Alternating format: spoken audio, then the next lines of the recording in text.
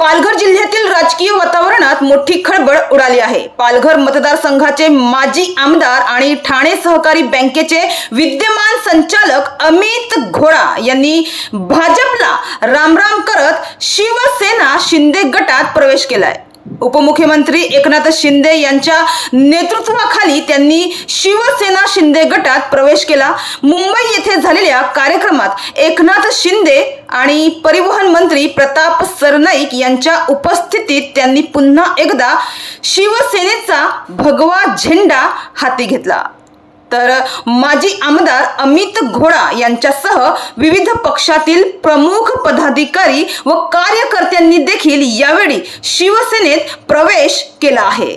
मात्र अमित घोडा यांची घर वापसी ही पालघर आणि डहाणू मतदारसंघात भाजपासाठी मोठा धक्का मानला जात आहे। तर या घडामोडींमुळे आगामी जिल्हा परिषद आणि पंचायत समिती निवडणुकांमध्ये समीकरणे बदलण्याची शक्यता व्यक्त केली जात आहे। ग्रामीण भागात शिवसेना शिंदे गट पुन्हा एकदा बळकट होत असून भाजपसाठी ही परिस्थिती चिंतेची ठरत आहे।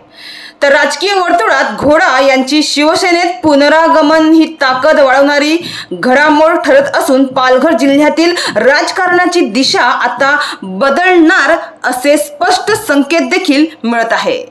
एकंदरीत स्थानिक स्वराज्य संस्थेच्या निवडणुकाकरिता शिवसेनेची ही जोरदार तयारी असल्याचं समजतंय। जिल्हा परिषदेसह पंचायत समितीच्या निवडणुका जवळ आल्या आहेत, त्यामुळे घोडा यांच्या पक्ष प्रवेशामुळे डहाणू आणि पालघर तालुक्यातील ग्रामीण भागात मात्र राजकीय गणिते बदलण्याची शक्यता वर्तवण्यात येत आहे।